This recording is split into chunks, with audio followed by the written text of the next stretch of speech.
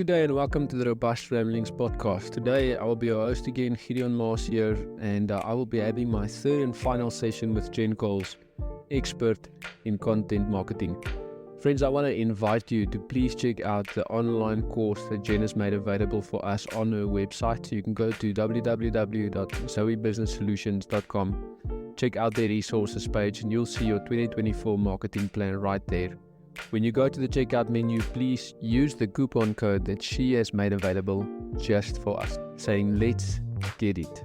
So you can just put that in, no spaces, and you'll get your free 2024 marketing plan. This is an amazing episode focusing specifically on content in the content marketing area. So please check it out and let us know what you think. Cool. Yeah, Jenn, thank you once again for making time to spend with me on the larger, massive topic and conversation of marketing and branding and all of these things. And I really enjoyed our previous conversation, which we've split up into two separate podcast episodes just because it was such a rich conversation. And even there, when we ended, I said, I think we ran out of time because there was so much more we wanted to discuss. And between the previous conversation and the one we have now, I've worked through the marketing strategy session that Jenn has made available to everyone. So Jenn, thank you very much for that. And I really found it helpful, and that we thought that it would be a really good opportunity today to delve a bit deeper into one of the items within the framework, the specs framework that she mentioned both in the previous podcasts as well as in the online course session that she ran, which is going to be content marketing. So Jenn, thank you so much for availing yourself for this. Thank you, Gideon. It's a pleasure to be here again. I really appreciate the time, the opportunity, and the chats. Yeah, you are our first recurring podcast guest. So thank you. You're welcome. Thank you for having me. And may that translate into recurring revenue for the listeners. Amen. That's great. Yes. Yeah, Jenn, so thank you so much once again. I'm thinking content marketing, and I think in many people's minds that might be a term where they run to a specific thing. Like if I think content, I think maybe something like Instagram, or other people would think Facebook or whatever, but it's actually so much broader than that. You actually inspired me to think about content in a little bit of a different way. So would you mind just defining the whole bigger picture idea of content and content marketing, and then we can start delving into different parts of that as we go along? Sure. And you make a really good point. And a lot of people immediately go to that content equals generally social media posts. And that's actually not what content is. And content is really a tool that interfaces you with your clients, because we all know about that know, like, and trust factor.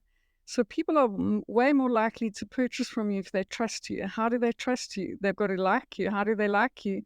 They've got to know you, and they know you through your content. Your content is the interface.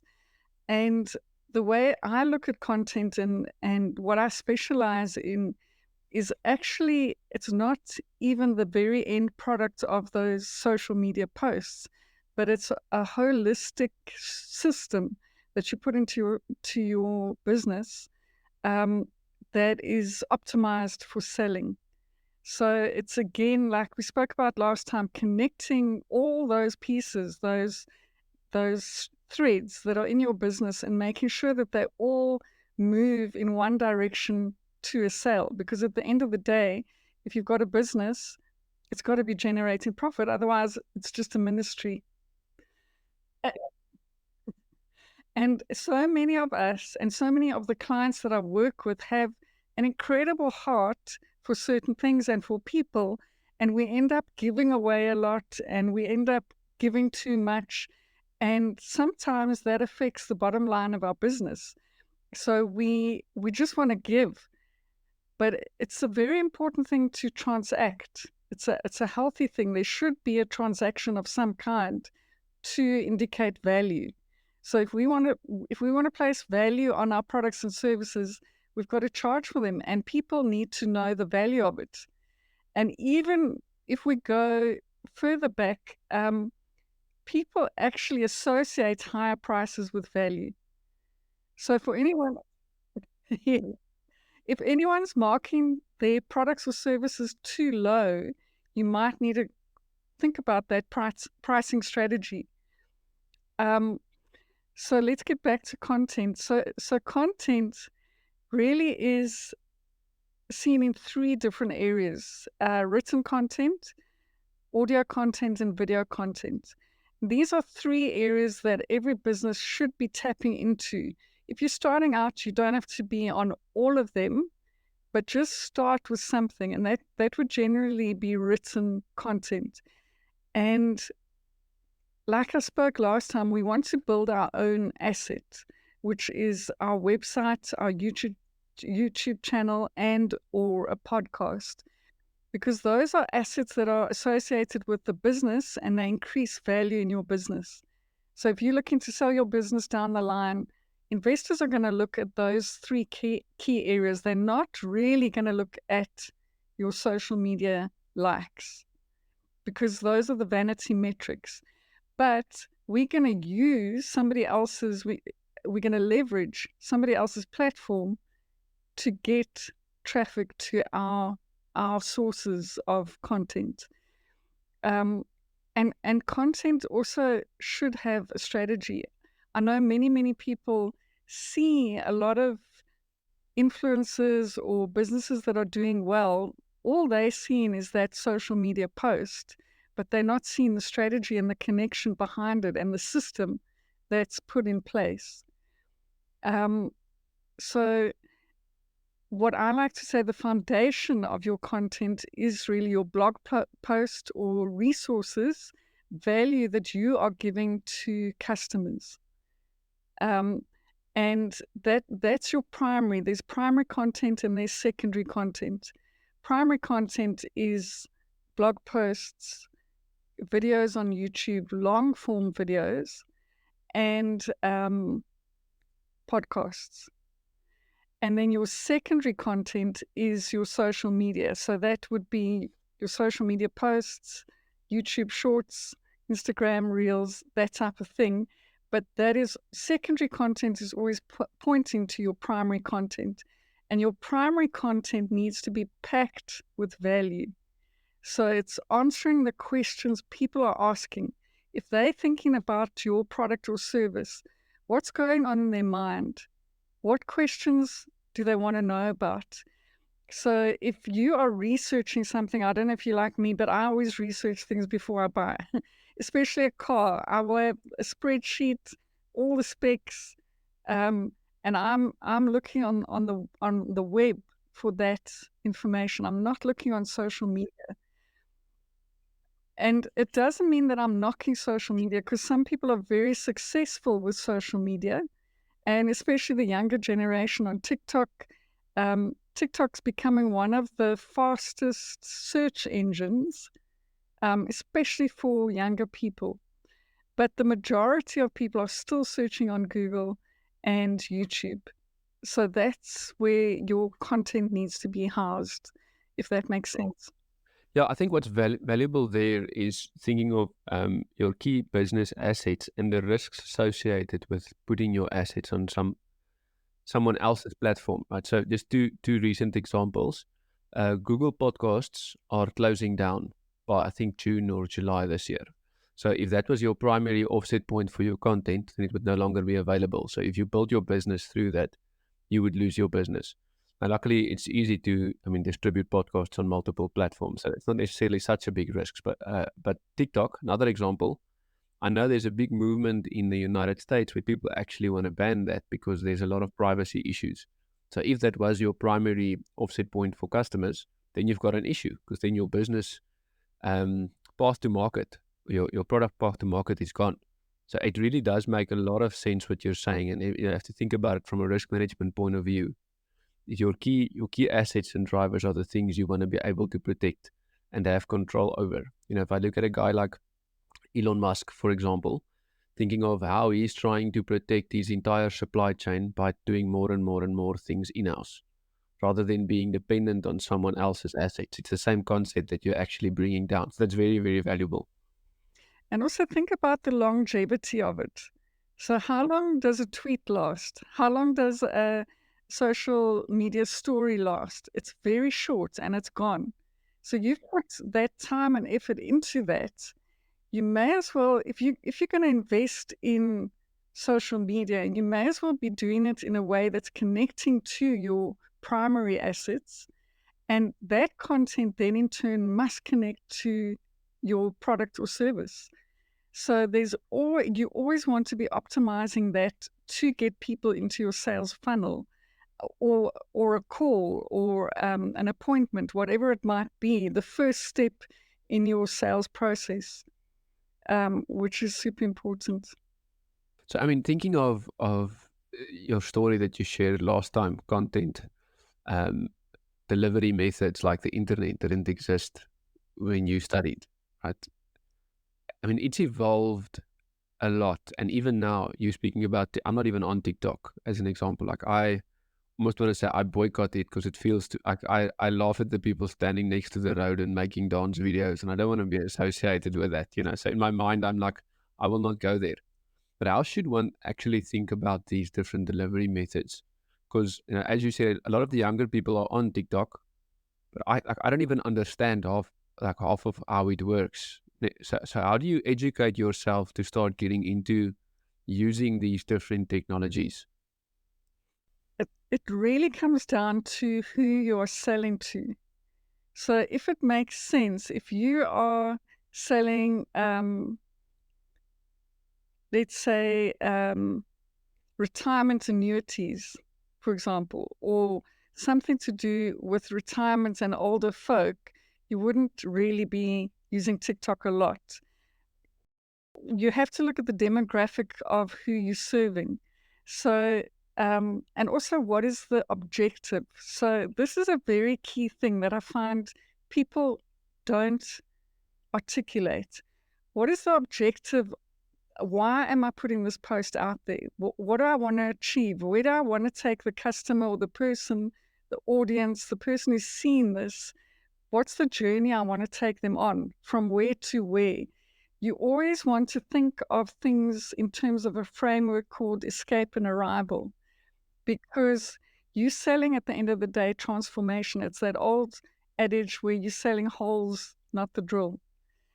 So where the person is going to look at my social media posts, where are they at? What platforms are they looking at? And then also the objective is key to that, because it might be quick action that you want taking place. So then you would use something like Twitter or a reel or a poll on a post that gets quick action. So there's no kind of cookie cutter answer, but the biggest thing I would say is that you need to understand critically, you need to understand who your audience is, where they're hanging out, where to reach them, and what makes sense for your product or service. So there are some older people who are doing incredible things on TikTok.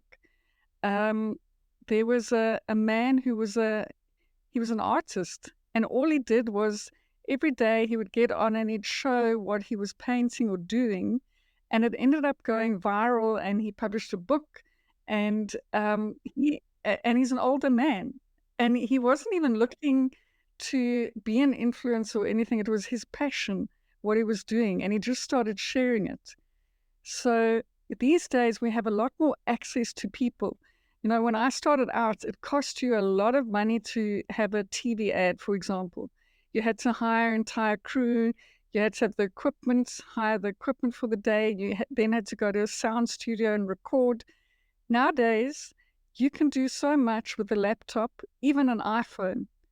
And there's so much software to edit yourself. So access suddenly became much greater at a much lower cost for the common person. So we are at a pivotal time in history where we have access to all these things. And it's how do we use them and bundle them in a way that makes sense for our customer and for our business as a whole. Yeah, that's very true. Because I think as a business owner, it's easy to feel overwhelmed and to try and have a presence on all of these different platforms, which is not necessarily even helpful. I like your retirement annuity example. It actually does help because I mean, even with our podcast, we're thinking like, okay, where do we market this? Do we put it on Instagram? Do we put it on Facebook? Do we put it on LinkedIn? Do we, what we basically came down to is seeing that we want to put content on business out there. Focusing a little bit on LinkedIn would make sense because that's where people have their business hats on. So that was like one of the decisions that we've made based on the thinking that you've been teaching me over the few hours that I've spent between your program as well as the time on the podcast with you. So that's very helpful. Now, so if we can maybe break down those different types of content. So you've got the audio, the video, and the written content. Maybe we can start with the written one because that would probably be the oldest form of the three. Like, how do you think about that? So you mentioned something like a blog post, right? So can any industry have blog posts? Is it just certain industries where this would make sense, or yeah? How do you think about that? So I want to say every industry should have blog posts, and every business, well, small business anyway. Some of the bigger businesses don't have, but if you do, if you actually go in, so part of our content marketing system that we offer is we do 100 hours of pre-research to set up a content marketing strategy for small businesses. And what we do is we go in and we look at competitors. So we look at the top competitors in that industry. We look at people who you admire. And then we look at direct competitors. And we compare, we have a spreadsheet where we look at how many blog posts are they producing, what platforms are they on, which areas are getting the most engagement. So we do complete and thorough research on that. And that's how we then decide kind of the strategy to go for. So once we've done all that research, we can actually see what keywords, we even go in and we check what keywords are competitors ranking on. And then we compare it to how many people are searching for that particular search term. And is it a search term that we can piggyback on and get some ranking because it's a good keyword, and people, when they are looking for something, they are using that keyword. So then you incorporate that into your blog posts. So sorry, I want to interrupt here for a moment. So the concept of a keyword, I know now because I've done your course, and those that might not know definitely do the course. If you think about the concept of a keyword, can you just explain why that is important? Because I've got a bit of background in this now, but I know a lot of people who listen don't understand the concept. Yes. This is key, and this should drive your content strategy, because it indicates right off the bat that there are enough people searching for a particular term or looking for an answer to something. And that comes up, we call it a keyword, but it's actually a keyword phrase. And nowadays, the longer the phrase, the more likely you can actually rank on that, because people are very specific in what they type in. You think about if you go to Google and you're searching for something, if you're looking for a particular type of policy, you're going to be very specific in what you type in. You're not just going to type policy. You're going to say, I am looking for a retirement policy with benefits or whatever. So a lot of people use AI to generate keywords, which I always caution is it will give you some ideas, but always triangulate that, because AI can't actually test what the current search volume is. And it's also giving educated guesses on that. So if you're a bit stuck wondering what type of keywords, and maybe you don't have the tools, like I have software that can look on the back end of competitors' websites to see what keywords they're ranking on. If you don't have that, you can go to ChatGPT or another AI tool and ask it to generate specific keywords, and then you can look into it. But in my experience, whenever I've done that, the search volume has been 0 to 10 a month. So if a keyword that so say you're just relying completely on AI, it's given you keywords, and now you're saying, okay, I'm gonna use these keywords in my content. And generally, a keyword would be in your H1, which is your header, because that tells Google this is important. This is what this written piece of content is about. Um, you're not going to get much ranking if there's only 10 people a month searching for that. So that's why it's it's so important to do proper research. So you're saying, Jen, that you compete with the rest of all content creators to give people access to the first, well, to basically be the first result that people get online when they search for certain things. And you want to find what the correct words are that people would typically search, but you would want to find words that are not as popular in competition, because then you're fighting with the rest of the world. You want to be specific and then have your content that you have written be the things that people come across, so that they can see your other products, not necessarily the content itself. That's not the goal. Is the content just a way to get people to the site? The content is the goal of the content is to be answering the questions that people are asking in trying to figure out, should I be buying this, or I want more research. So you're going to become that valuable guide. So as a business, you always want to be the guide. You never want to be the hero. You want the customer to be the hero. You are guiding them. So that also goes back to the hero story or the story brand framework, which even goes back to the Bible, and it's related to how Jesus told stories and parables, and that's what we want to do. So our content is really about being that interface, like I said in the beginning, between our business, what we offer, and the solutions that we're bringing. So it should obviously be related to your product or service is the ultimate solution, but the content is helping people make that step from, I've never heard of this business, I'm looking for a solution, I'm typing in a question that I'm thinking about, and I'm coming across your blog post, which is answering all my questions, and I'm feeling super, super excited and happy about it, because I wasn't sure about this or that, and you've beautifully articulated it. And then you've optimized the blog post to take me, if I want to take the next step with you, which could be a sales call, or it could be something free that you're offering me that I can get further in my process to come to that solution that I'm looking for.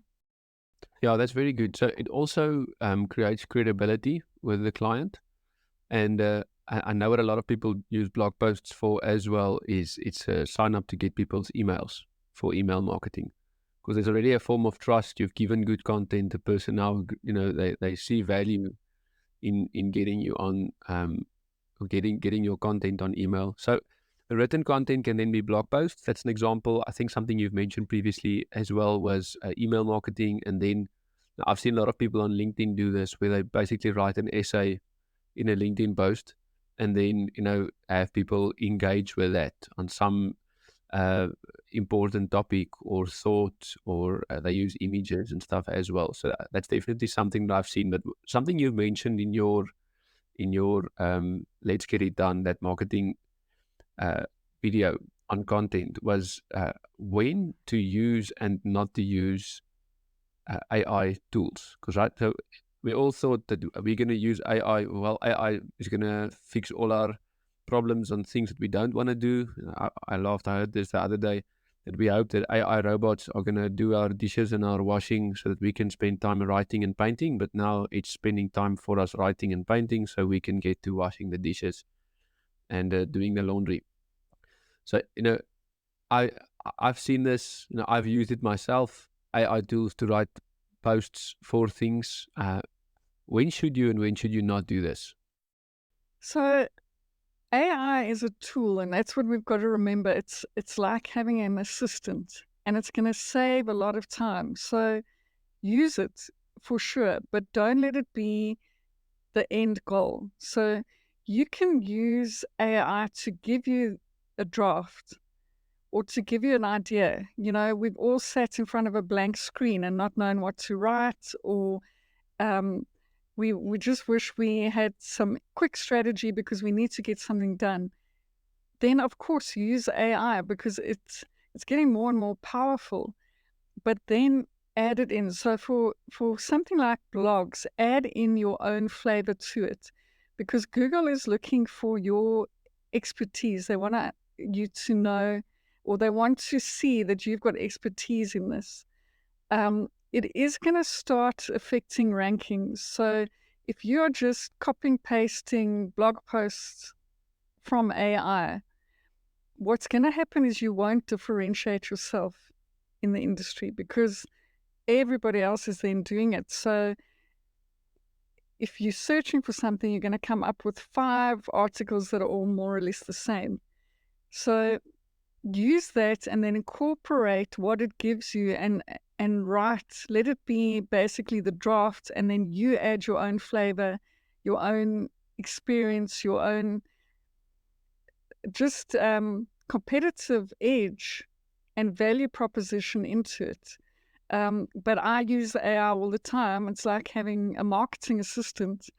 It saves me a lot of time. Something that would take a week can take a day now, if you're using AI. So I'm all for it. Just steward it well. I think that's the bottom line. Yeah, yeah. And I mean, if you get content that looks and sounds the same as 10 or 100 or 1,000 other people's, then I understand why Google wouldn't rank you, because it's not authentic. They basically, Google profiles your content and helps you rank accordingly. Okay, so that was text content, written content. If we think about visual, like photos, videos, that type of content, what does that include, and how do you approach doing? Approach basically creating that type of content and distributing that. Where does it make sense to do that? So there also is a whole strategy behind distribution, and also at what level you want to. So we figure out, okay, you have a specific goal that you want to do. This is how many blog posts you need to produce in a month. This is how many social media posts you need to produce in a day. And we can calculate the return on investment on all of those with our system. So at the end, it's a 90-day system. At the end of that time, you can go back and see which of that content actually resulted in growing your business. And then you do more of it in the next quarter. If there was content that was not growing your business at all, you do less of it. So across all the platforms, you would have your primary content, which is the 3 areas: written, audio and video. And then your secondary content is coming from, like you said, the LinkedIn article. What you can do is, and even on your blog posts or your videos, is you want to, on your website, you want to have a blog post that is then connected to your YouTube channel. So that, because the traffic coming into your website is going to help rank you. So you want to send everybody to your website and then to either your sales page or your podcast or your YouTube channel. And then you use your social media almost to tease people. So you could put a portion, say you were writing about 7 points on something, you could put 2 of the points in a LinkedIn article, ask for some comments, get engagement, and then say, if you want to read the rest or get the rest of the points, visit our website, because that also gives you backlinks. So you can see that SEO is also connected to your content, very much so. You can't have one without the other. So you're strategically using all those different platforms to pull people back to your website. because that in turn is going to help your domain authority go up, which helps your ranking overall. I hope that answered your question. Yeah, it helps. I know for me, for example, if I look for DIY type content, it's difficult for you to this explain with text or written content exactly how to do something around the house. But searching for video content there helps me a lot.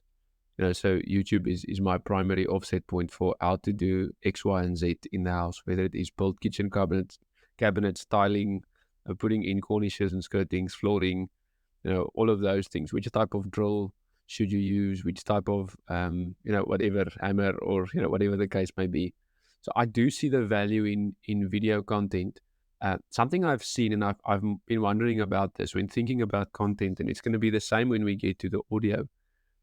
What is the importance of the quality of the content? Because a lot of people have the desire to start, but they don't have the equipment. And I know you mentioned earlier, you can get quite far with the iPhone or most smartphones nowadays.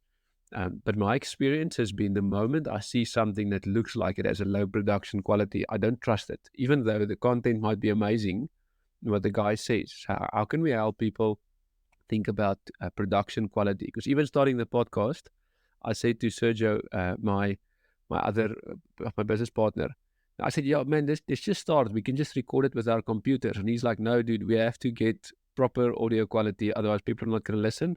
And I believe him now. And we did luckily find software we could use that helps improve your production quality, even though you don't necessarily have the right equipment. But how do you think about that type of thing? I think it's important, but it shouldn't be a barrier to entry. So again, it depends on what are you doing. If you're producing a long form video, then make sure that the quality is good, because you want people to be there for the whole video. If you're just creating a social media post, then it's not as important. People are very happy to watch somebody on the street, like you say, dancing or whatever, but I think that you need to be serious as well about what you're doing. And it actually takes a couple of iterations. So it's that mastery cycle. You're starting out, maybe you invest in a microphone. Then next time around, you look at the quality and you think, well, my webcam's not so good. Let me invest in an external camera. And then you're constantly iterating it, and maybe your lighting is the next investment that you want to make, or you move into a place where you have natural lighting. So I think it's important to start, but also to be aware of quality, like you say, because you want to show up with excellence. That's what we want to do. We don't want to just produce things that are not high quality, but we don't have to have all the bells and whistles to start. Most laptops have got a microphone and a camera. That's where you can start. Get into natural lighting. Just make sure your background looks okay. Don't have a lot of rubbish behind you or blur it out. Everybody can start with the basics and with relatively high quality, and then make it your goal as you can, as the revenue comes in, to start investing, especially if you want to do this long term. It's very important.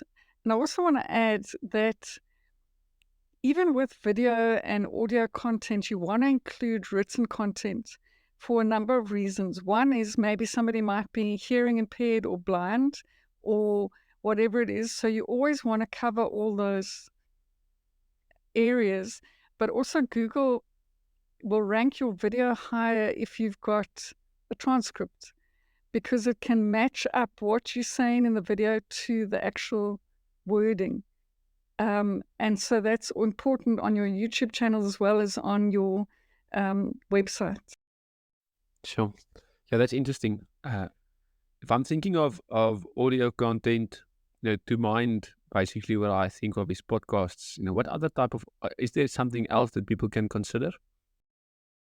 I think podcasts is the most important one at the moment. And obviously, there's also, you could have your own kind of YouTube channel that maybe is just audio and that you don't have the video and you're uploading audio files, or you've got a Facebook group, um, or even, sending something, an audio clip on email.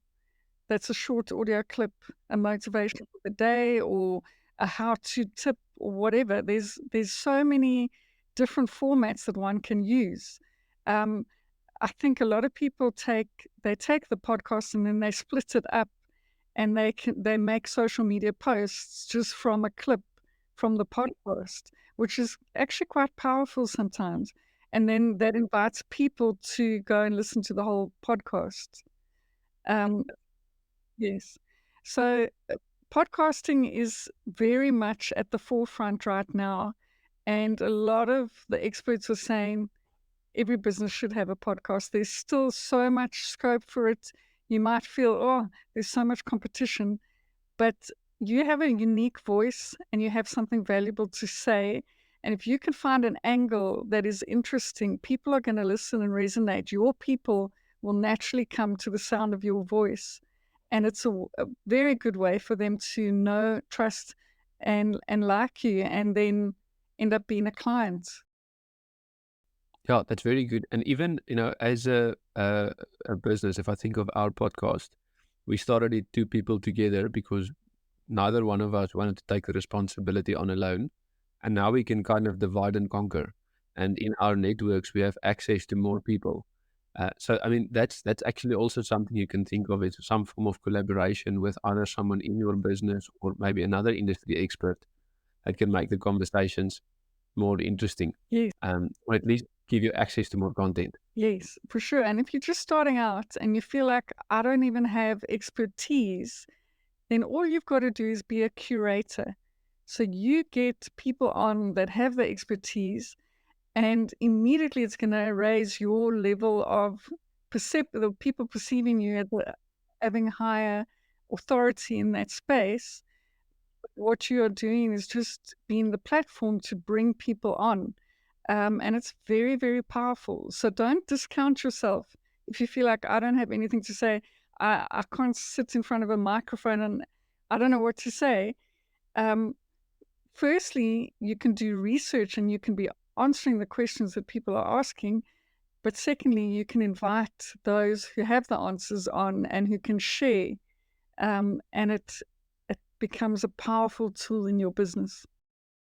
Yeah, and once again, it creates credibility. I love what you just said. You don't even have to have all the skills. It's perceived credibility that you can create. I know a lot of businesses approach things this way. They have, who was the guy? I read a book once. It was The Unfair Advantage. It's written by two guys, and the one guy spoke about one of his unfair advantages was status, but he created that so he rented the smallest office he could find in something like, middle of Wall Street. And it was actually like just the cleaner's quarters or something. But on his business card, it said that he had an office in Wall Street. And that's what he used to create credibility with clients. And he never met them at his office because he couldn't open the door and walk around his desk at the same time. He had to climb over it. But, he could meet people at coffee shops, but create the perception of him having that credibility. And also what you said, I really like is don't get scared off by not having everything in place, as you can gradually grow. Because if you try to figure out everything in the beginning before starting, then you're going to be like most people and never get out the blocks. So that's why we decided not to do video content on the podcast, because we didn't want to have the mental headache and the headspace used for trying to edit videos, having nice backgrounds, and all of the lighting and etc. etc. It's just figure out the audio, see if there's traction with that, and then we can grow to video. That we might hopefully do sometime in the future. So it's very valuable. Thanks, Jen. Thanks, Kivya. Maybe if I think of the content strategy, where can a small business start? So you mentioned earlier that your target market, obviously it's an important point. And then you mentioned think of the platforms that those people are using. So do you go to the shops and then you speak to people of the age that your target market is and you ask them, or like, do you Google? How do you find out what people actually use? Because it might seem simple to a lot of people, but to me, it's not always that simple. So I think you don't want to get too caught up in the weeds because, again, that's going to delay you from actually taking action. All the major social media platforms have a rough demographic. So you can Google that and it comes up. You can see um, more or less the age group, the type of people that are engaging in a particular platform. So that's going to give you the first step to it. But if you're talking to your clients, if you've got a relationship with them, you can be asking them. So maybe incorporate some kind of a poll. You could do a social media poll, even, or even an SMS campaign or something on your invoices to ask people some questions. It's very important to be doing market research all the time. But if you have an opportunity to talk to a client, just ask them. But in general, the major platforms are very specific in how the demographics of the people that they attract. But they also change. So what I'm seeing in Facebook at the moment is suddenly they've compressed the amount of text that you see, which makes me think that they rather want video content or they want pictures than less than writing. But I would still say do both, because some people prefer to read and scan through, others prefer to look at a video. So again, if you know your client well and you know the type of person that you want to reach, if you've got that nailed down, and again, that's in the course, how do we understand them? You will know that type of person, because we all know people in different demographics. We could even ask them. You could reach out to your younger sister or an uncle or someone in one of those demographics and just ask them, what platforms are you on? What do you consume? And then that's your starting point. So it's not a difficult thing. Start with Google, start asking people, and start building, start experimenting, and then seeing how it's working. So always be iterating, always don't ever just put something out there, think this is my marketing, I've done it once, I can leave it. It's like a relationship, you've got to keep investing in it. Yeah. And that's probably one of the things that I've seen has been a challenge for me over the years with different businesses is you need to tend to that relationship. You need to actively invest in that and make time for it. And it's always it's been a challenging thing for me. Like, do you employ someone to do that? Do you outsource it, or do you try to do it yourself? Because I'm not an expert in this, and my interests are in building solutions, not necessarily getting the solutions out there. So I think it's great to know that there are companies like yourselves that actually specialize in helping people take the product out there without having to worry about the permanent overhead. And I think it's a great thing, especially in the social media space. There's many social media marketing, not just agencies, but companies that help you build that brand out. And I love the work that you guys have done. I've read some of the examples on your websites, and also just in the course. And I think what was interesting there is the ladies with their different stories involved in that. It was cool to see that people have the same type of questions, and it's valuable to have people around you. Maybe just two last questions, Jenn. One that I'm just thinking of. I spoke to someone recently, and I asked them, if you think about content marketing, like what's your one like big question? And the question that this lady gave me was, how do I keep it interesting? Because on the one hand, I feel like I don't have that much to say. And so that was my fear with the podcast. It's like, I'm going to run out of things to say. And with the podcast, it's easier because I can just bring a bigger, larger, diverse people on. And the great thing is there's people like you that actually is willing to be here, not because we're special, just because you've got a heart to give back. So that makes it a lot easier. But when it comes to actual like video or written content, how do you just keep getting new content out there? It's actually so much easier than what one would think. So if you don't have the strategy behind it, it is going to be difficult. But that's part of what we do is we create this 90-day blueprint, and that breaks up your weeks and your months into topics. So these topics they go back to the keyword research. And what are the questions people are asking? And that's the starting point for your content, because if you start with that, it's a never ending. There are always questions that people are asking. And that's where you start, but it's related. It should always be related to the keyword search terms and the volume. So there needs to be enough people. Don't randomly produce content. There needs to be enough people searching for that particular answer. And then what you do is you split up those three main categories into, there's probably 50 different ways or angles you can approach social media content.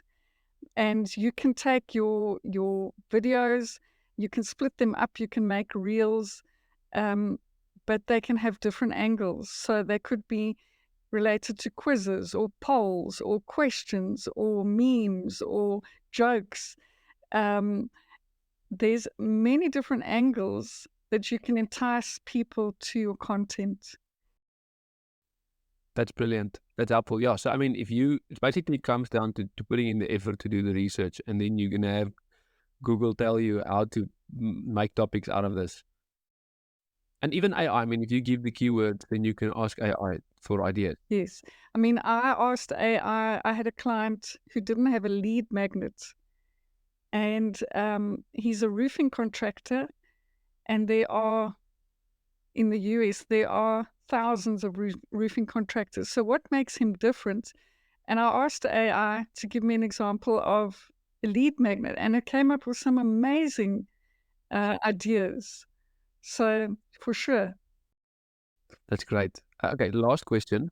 If you look at the landscape of content marketing and all the changes happening in the world, like what do you think the future of content marketing would look like in the next, let's say, 5 years?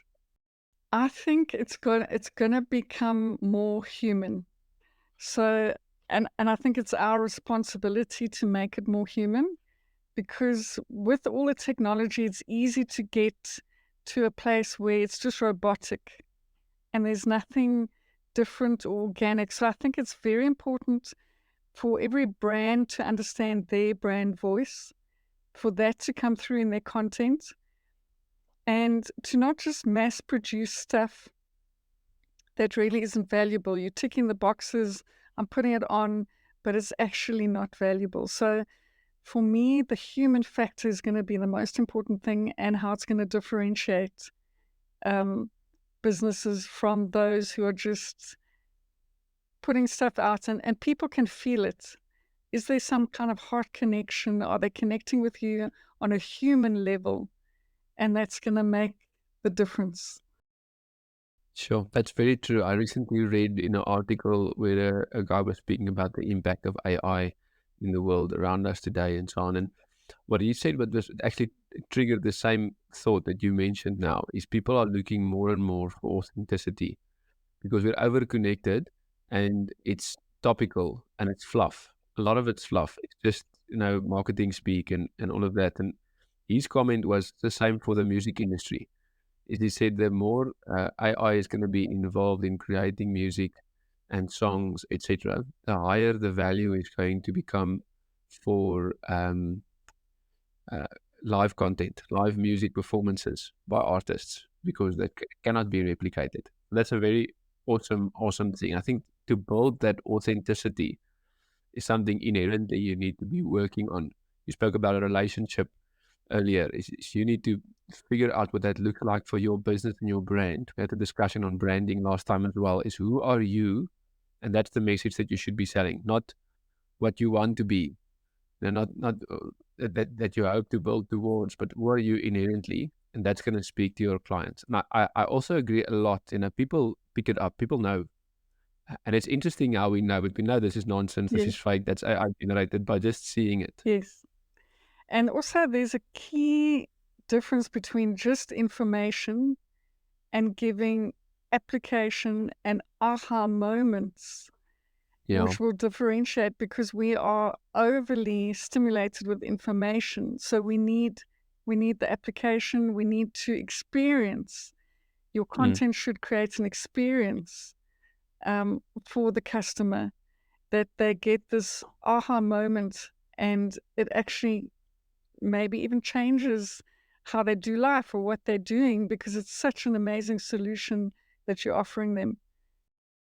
Sure. That is powerful. That's very powerful. I love that. I think that's a very valuable thing that I need to go and chew on and meditate upon. Yes. No, Jenn, thank you so much once again. It's been a wonderful time to have you on again. Hopefully we can have a chat again sometime in the future, but I need to go and sit and work through all the things that you've mentioned just to try and make it practical and actually execute on this. And hopefully we're going to see the same growth that you guys have been speaking of, the impact that you guys have been speaking of through the different stories and just ideas that you've been sharing. So thank you for opening up your world to us. I really do appreciate it. Thank you, Gideon. Such a privilege and a pleasure to be here. I just want to say thanks to everyone for listening. And I just want to encourage everyone just to subscribe, go to our social media pages, Instagram, LinkedIn. And if you guys are keen on booking a call with us, to do a session with us and just have good chats, book a call on our Linktree link, and see you guys in the next one. Thanks.